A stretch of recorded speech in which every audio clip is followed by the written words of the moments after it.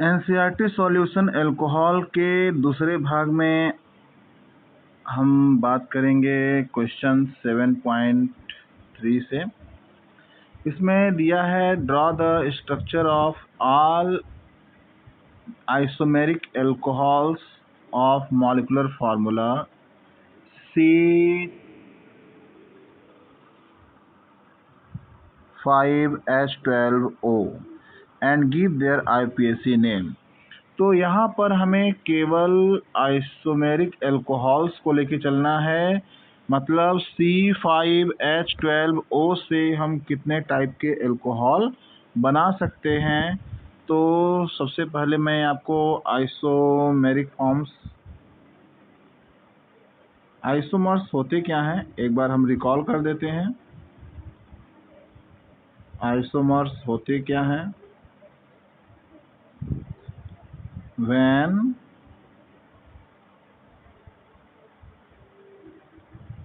molecular formula is same but compound have different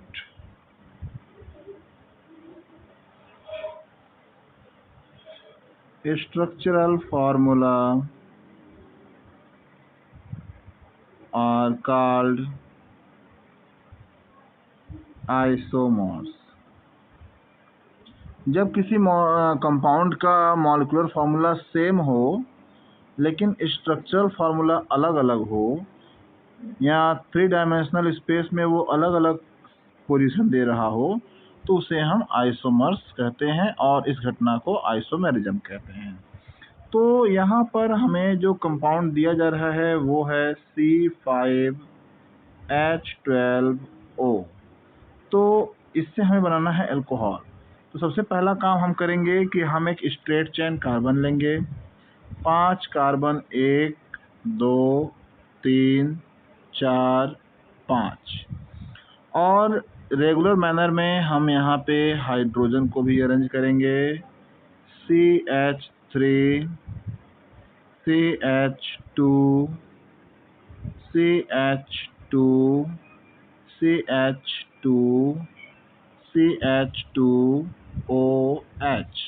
आप count कर सकते हैं कि इसमें 5 कार्बन है और 3 2 5 2 7 2 9 2 12 1 3 2 5 5 2 7 7 2 9 9 2 11 11 और 1 12 12 हाइड्रोजन है और 1 ऑक्सीजन है। तो पहला आइसोमर हमारा ये बनता है जिसका नाम होगा पेंटेनॉल। दूसरा आइसोमर होगा CH3 CH2 CH2 CHOH CH3। यहाँ पर हमने पोजीशन चेंज कर दी OH की, 1 2 3 4 एंड 5। तो ये हो गया आपका पेंट टू ऑल। इसका मैं एक और पोजीशन चेंज कर सकता हूँ, वो है CH3 CH2 CHOH CH2 CH3, जिसका नाम होगा पेंट 3 ऑल। तो ये 3 हो गए। अभी और बनेंगे जो हम कार्बन के चेन को छोटा या बड़ा करेंगे, क्योंकि अभी तक तो जो भी मैंने किया है उसमें कार्बन को स्ट्रेट चेन ही लिया है, कार्बन के चेन के साथ कोई भी छेड़खानी नहीं की गई है। तो अब हम क्या करेंगे, कार्बन के चेन को छोटा या बड़ा करेंगे। तो जब हम कार्बन के चेन को छोटा और बड़ा करते हैं तो सबसे पहला जो हमारा तीसरा बन के आएगा वो है चौथा,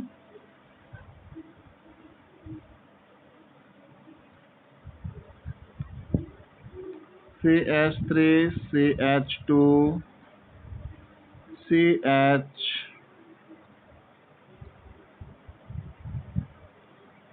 CH3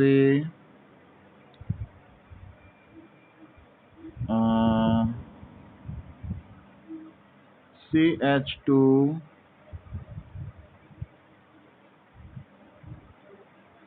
CHOH CH3। इसका नाम हुआ, ये तो सेम वही है, इसमें कोई CH3 CH2OH। अब ये हो गया हमारा 2 मिथाइल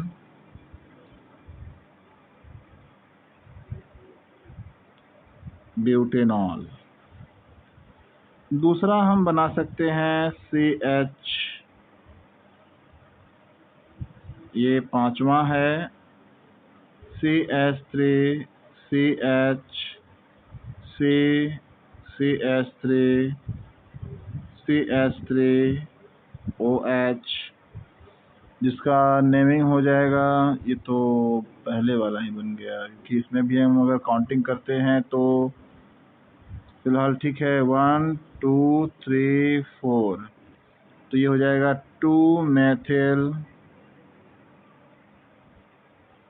ब्यूटॉल।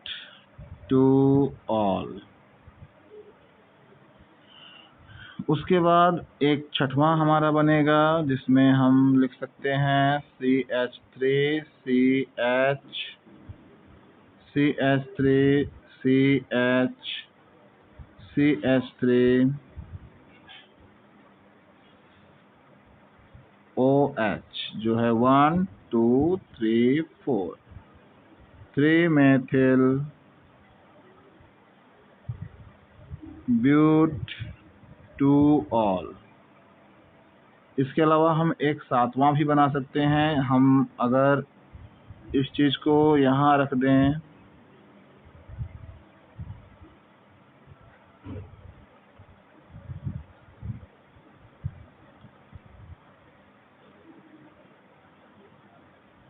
तो 3 मेथिल ब्यूटॉल भी हमारा बन जाएगा। तो इस तरीके से ये इसके नंबर ऑफ आइसोमर्स तैयार किए जाते हैं। नेक्स्ट आते हैं हम फिर से, जो हमारा क्वेश्चन है 7.3 का थर्ड, जो कि किसी 11.3 के क्वेश्चन लगता है, ये टेक्स्ट बुक प्रैक्टिस का है, तो इसको छोड़ते हैं। हम आते हैं 7.4 में। क्वेश्चन है explain why propanol has higher boiling point than that of the hydrocarbon butane. मतलब प्रोपेनॉल का बॉइलिंग पॉइंट हाइड्रोकार्बन ब्यूटेन से ज़्यादा क्यों होता है। आइए एक्सप्लेन करते हैं।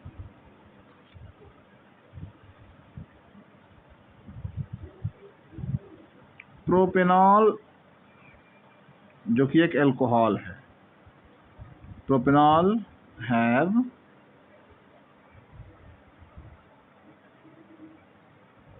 हायर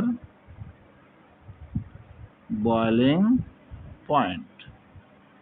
प्रोपेनॉल एक हायर बॉइलिंग पॉइंट है, और इसलिए है क्योंकि इसके पास because it can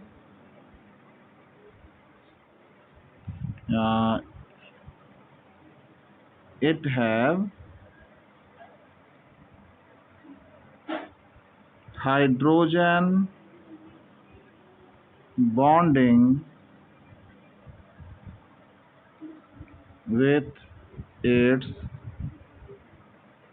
other molecule।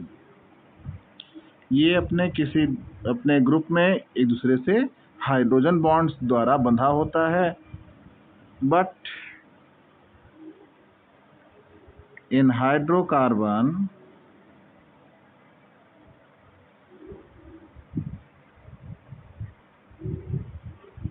Hydrogen bondings are absent, hydrocarbon में हाइड्रोजन बॉन्ड नहीं होते हैं। और हमको ये पता है कि those compound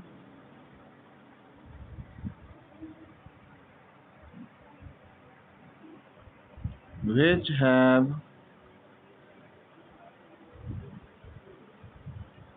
hydrogen bonding have greater boiling temperature, जिसके पास हाइड्रोजन बॉन्ड होता है उसका बॉइलिंग टेम्परेचर ज़्यादा होता है। ठीक है, तो यही कारण है कि this is the reason, this is the reason that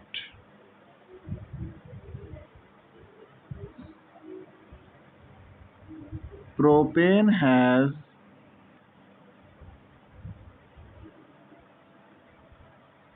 greater boiling temperature than hydrocarbon butane. यही कारण है कि हाइड्रोकार्बन ब्यूटेन के तुलना में प्रोपेनॉल सॉरी यहाँ पे प्रोपेन में बोल दिया हूँ, तो प्रोपेनॉल के का जो बॉइलिंग पॉइंट है वो हाइड्रोकार्बन ब्यूटेन से ज़्यादा होता है, क्योंकि प्रोपेनॉल के पास क्या है, हाइड्रोजन बॉन्ड है। नेक्स्ट क्वेश्चन आते हैं, alcohols are comparatively more soluble in water than hydrocarbon of comparable molecular mass, explain this fact। तो इसका भी आंसर वही होगा, due to presence of hydrogen bonding alcohols are water soluble, but due to absence of hydrogen bonding hydrocarbons are insoluble। Okay, next है, what is meant by hydroboration oxidation reaction, illustrate it with an example. So let's see here, hydroboration reaction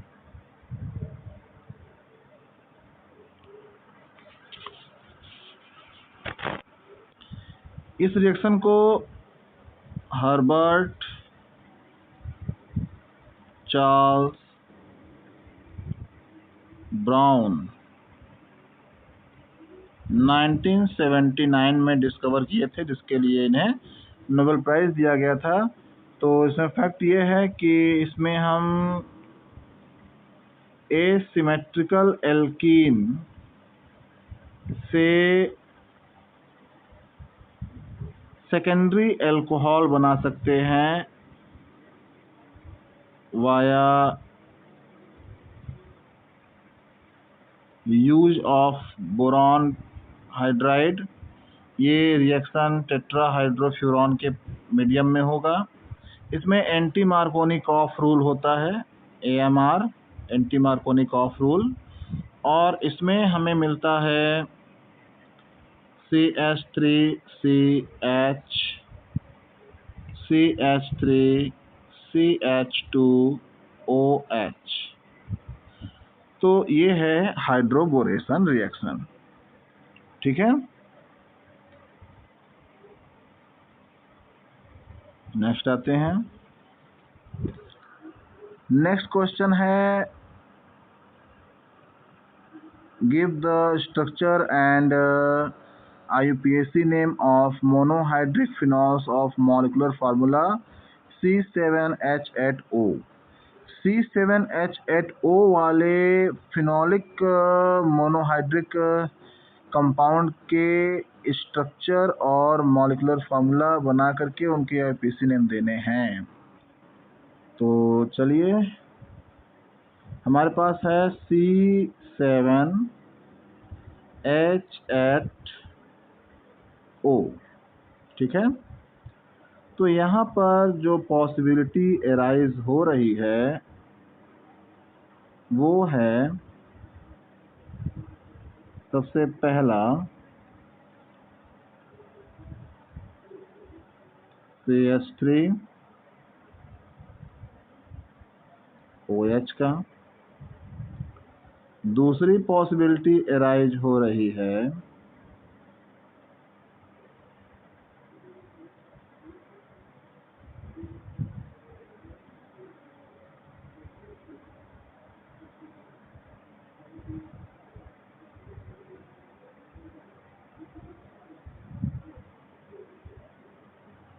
और तीसरी possibility arise हो रही है ये।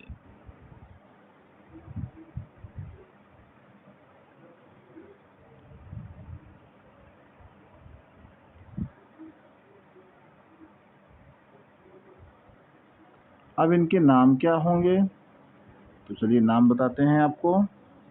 क्योंकि इसके according ये दूसरे पोजीशन पे है, तो 2-मेथिल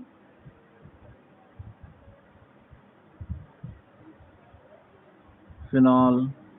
इसके अकॉर्डिंग ये तीसरे पोजीशन पे है, तो 3-मेथिल फिनॉल।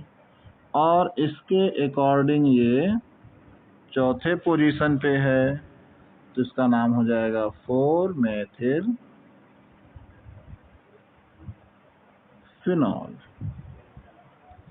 ये हैं इनके IUPAC नेम और इनके मॉलिक्यूलर स्ट्रक्चरल फार्मूला। ठीक है, नेक्स्ट आते हैं।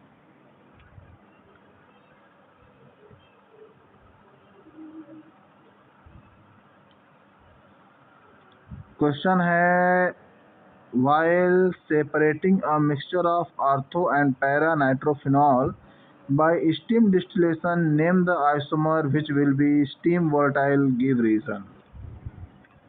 तो ये है आर्थो नाइट्रोफिनॉल और ये है पैरा नाइट्रोफिनॉल। बच्चे इनके बीच हाइड्रोजन बॉन्ड बनेंगे, लेकिन यहाँ पर हाइड्रोजन बॉन्ड नहीं बनेंगे। तो अगर ये हाइड्रोजन बॉन्ड बन सकता है तो ये वाटर वेपर या स्टीम के साथ डिजॉल्व होगा और उसके बाद ये उनके साथ पास आउट हो जाएगा। लेकिन ये हाइड्रोजन बॉन्ड तो बना नहीं रहा है, तो ये उनके साथ पास आउट नहीं होगा, इसलिए हमारा आंसर होगा आर्थोनाइट्रोफिनॉल। नेक्स्ट क्वेश्चन है, give the equation of reaction for the preparation of phenol from cumene. Cumene से हमें फिनॉल का प्रिपरेशन करना है। तो क्यूमीन का फार्मूला होता है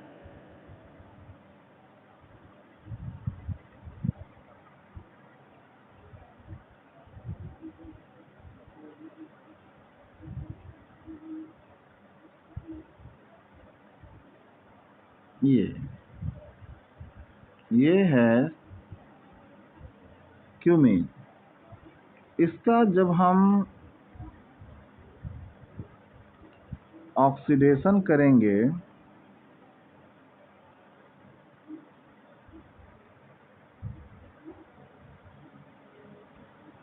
ये ऑक्सीडाइज होकर के O2 के साथ हमें एक इंटरमीडिएट प्रोडक्ट देगा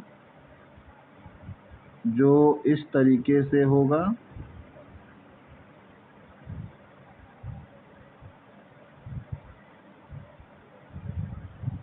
अब ये इंटरमीडिएट प्रोडक्ट में ये चीज इधर अटैक करेगा और ये यहाँ पे। तो इस सिचुएशन में क्या होगा, अगर हम इसको ऐसे काट दें तो ये देखिए ये बेंजीन के साथ जुड़ने आ रहा है OH प्लस, बदले में चूंकि बॉन्ड ये यहाँ शिफ्ट हुआ है तो ये हमें एसीटोन दे देगा, CH3CO CH3 as a by product. यही है क्यूमेन टू फिनॉल। ये है हमारा फिनॉल। क्यूमेन से फिनॉल का फॉर्मेशन इस तरीके से होता है। ठीक है, नेक्स्ट आते हैं। नेक्स्ट क्वेश्चन है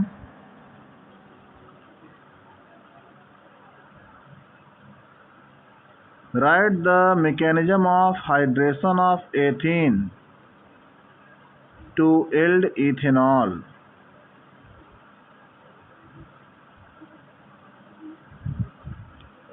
इथेनॉल को बनाने के लिए हाइड्रेशन करना है। ओके, कोई बात नहीं।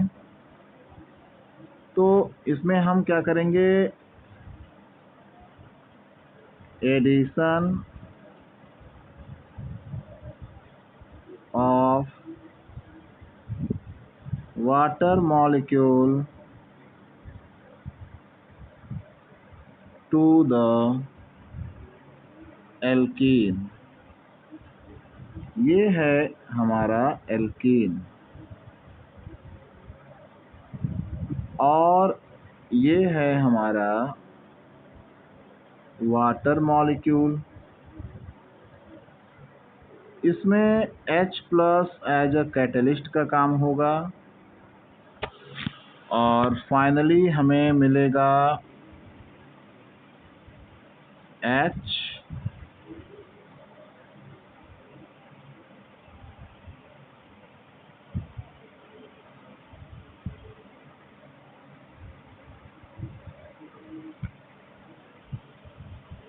OH। ये है हमारा एल्कीन और ये है हमारा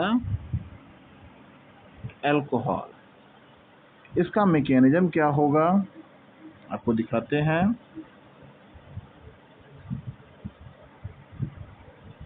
सबसे पहला काम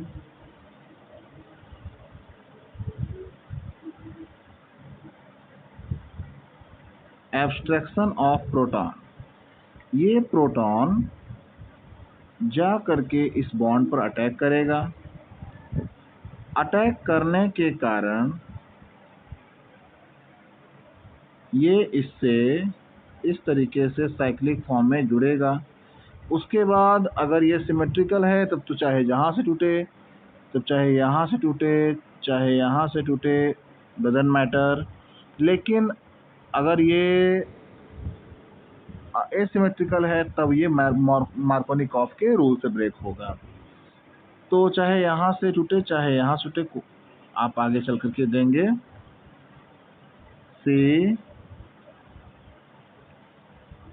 यहाँ बन जाएगा कार्बोनियम आयन अगर हम यहाँ से ब्रेक करते हैं तो, और ये बन जाएगा इस तरीके से H। उसके बाद वाटर मॉलिक्यूल इस तरीके से O H H, यहाँ पर अपने इस लोन पेयर के इलेक्ट्रॉन की सहायता से ऐड होगा। जब ऐड होगा तो ये हो जाएगा CH CH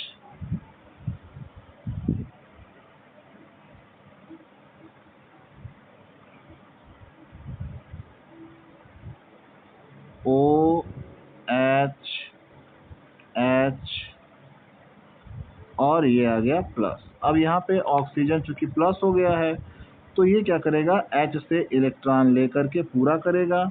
यहाँ पे कैटलिस्ट, ये जो है कैटलिस्ट का H प्लस बाहर हो गया और फाइनली हमें मिल गया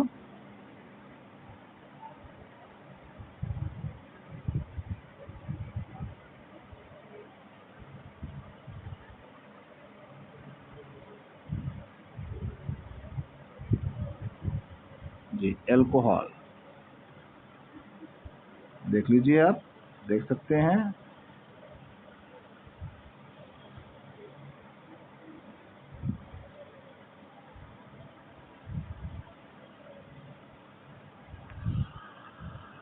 अब बारी है